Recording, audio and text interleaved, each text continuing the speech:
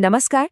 हमारी Google cloud databases की series में हमने क्लाउड एसक्यूएल, स्पैनर और फायरस्टोर को तो समझ लिया है। तो इसी को आगे बढ़ाते हुए आज हम बात करेंगे एक बहुत ही पावरफुल नो सीक्वल डेटाबेस की, जिसे बनाया ही गया है मैसिव स्केल और सुपर लो लेटेंसी के लिए, क्लाउड बिग टेबल। तो चलिए इसे करीब से जानते हैं। अच्छा, सबसे पहले ये समझना जरूरी है कि हम किस स्केल की बात कर रहे हैं। देखिए, क्लाउड बिग टेबल कोई छोटे-मोटे प्रोजेक्ट्स के लिए नहीं है। इसे डिजाइन किया गया है बहुत ज्यादा, मतलब बहुत ही ज्यादा डेटा को हैंडल करने के लिए। हम टेराबाइट से लेकर पेटाबाइट्स तक की बात कर रहे हैं। तो आज के हमारे सफर में हम क्या-क्या देखने वाले हैं? सबसे पहले जानेंगे कि क्लाउड बिग टेबल है क्या, फिर इसके डेटा मॉडल को समझेंगे, इसके रियल वर्ल्ड यूजेस देखेंगे, कुछ आम गलतियों से बचना सीखेंगे और आखिर में सब कुछ समराइज करेंगे। तो पहला सवाल, क्लाउड बिग टेबल आखिर है क्या? अगर बिल्कुल सीधे शब्दों में कहूं तो ये गूगल क्लाउड का एक high performance no SQL database है, जिसे भारी मात्रा में डेटा को बहुत तेजी से प्रोसेस करने के लिए बनाया गया है। टेक्निकली ये एक wide column no sequel database है। अब इसका मतलब क्या है? इसका मतलब है कि ये ट्रेडिशनल डेटाबेसेस जैसा नहीं है। यहाँ डेटा कॉलम्स में स्टोर होता है, जो इसे कमाल का फ्लेक्सिबल बनाता है। हर रो की जरूरत के हिसाब से उसमें कॉलम्स ऐड किए जा सकते हैं। और पता है सबसे दिलचस्प बात क्या है? गूगल खुद अपनी सबसे बड़ी सर्विसेज जैसे सर्च, मैप्स, जीमेल और एनालिटिक्स चलाने के लिए बिग टेबल का ही इस्तेमाल करता है। ये बात खुद ही इस टेक्नोलॉजी की पावर और स्केल का सबसे बड़ा सबूत है। अगर इसकी खासियतों पर एक नज़र डालें तो ये पेटाबाइट्स तक डेटा स्टोर कर सकता है, मिली सेकेंड्स में रिस्पॉन्स देता है, 1 सेकंड में लाखों ऑपरेशंस हैंडल कर सकता है और बिग क्वेरी जैसे टूल्स के साथ बहुत आसानी से इंटीग्रेट हो जाता है। और हाँ, इसकी रिलायबिलिटी की जिम्मेदारी भी गूगल की होती है। चलिए अब देखते हैं कि इसका डेटा मॉडल पारंपरिक एसक्यूएल डेटाबेसेस से इतना अलग क्यों है। क्योंकि ये समझना बहुत जरूरी है कि ये डेटा को किस नजरिए से देखता है। ये जो कंपैरिजन है ना, ये सब कुछ एकदम साफ कर देता है। एक तरफ है एसक्यूएल, जहां एक रिजिड स्कीमा होता है, मतलब हर रो में सेम कॉलम्स होंगे। दूसरी तरफ है बिग टेबल, जहां स्कीमा एकदम फ्लेक्सिबल है, हर रो की अपनी अलग कहानी हो सकती है। और यहाँ एसक्यूएल की तरह जॉइंस का कोई कॉन्सेप्ट ही नहीं है। इसको समझने का सबसे आसान तरीका है कि एक बहुत बड़ी, मतलब सच में बहुत बड़ी डिजिटल स्प्रेडशीट इमेजिन कीजिए। एक ऐसी स्प्रेडशीट जिसमें अरबों रोज हो सकती हैं और हर रो में आप अपनी ज़रूरत के हिसाब से जितने चाहें उतने कॉलम्स रख सकते हैं। थ्योरी तो ठीक है, पर असल दुनिया में ये कहाँ काम आता है? आखिर बिग टेबल का इस्तेमाल होता कहाँ है और क्यों?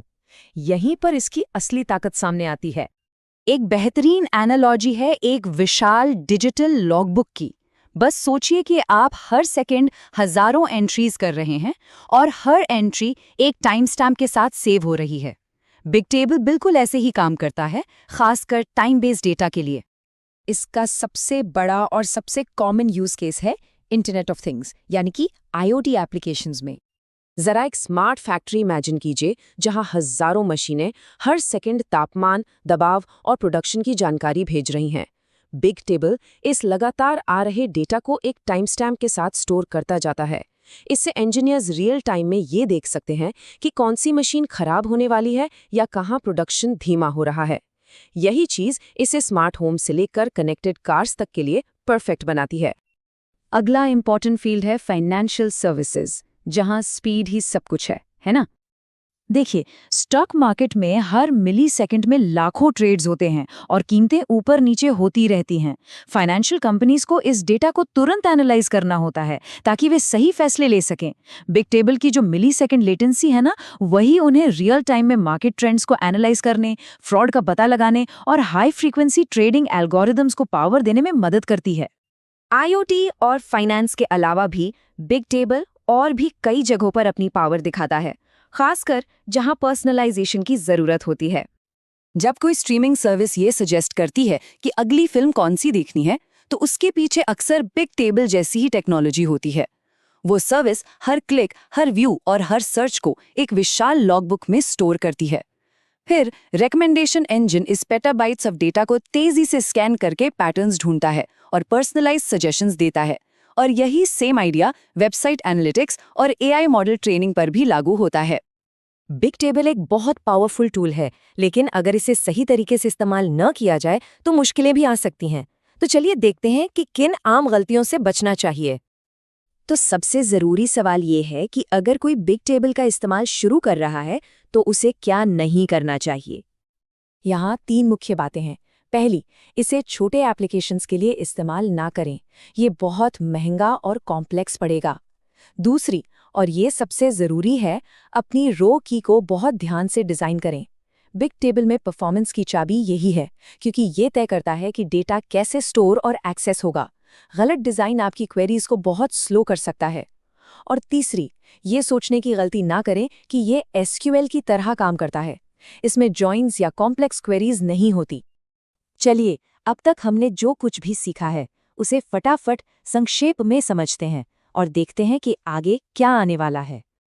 तो की टेकअवे ये है, क्लाउड बिग टेबल गूगल का wide column no SQL database है। ये आईओटी, फाइनेंशियल डेटा और किसी भी ऐसे एप्लीकेशन के लिए बेस्ट है जहां अरबों डेटा पॉइंट्स को मिलीसेकंड लेटेंसी के साथ हैंडल करना हो। सीधा सा नियम है, जब स्पीड और स्केल दोनों क्रिटिकल हों तो बिग टेबल एक बेहतरीन ऑप्शन है। और हमारी इस डेटाबेस सीरीज को पूरा करने के लिए अगले विश्लेषण में हम एक बड़ा मुकाबला करेंगे। हम क्लाउड एसक्यूएल, स्पैनर, फायरस्टोर और बिग टेबल की आमने सामने तुलना करेंगे ताकि ये समझने में आसानी हो कि किस प्रोजेक्ट के लिए कौन सा डेटाबेस सही है। और आखिर में ये सवाल छोड़ जाते हैं, आज जो कुछ भी सीखा उसके आधार पर किसी के अगले बड़े आइडिया को हकीकत में बदलने के लिए कौन सा डेटाबेस सबसे सही रहेगा।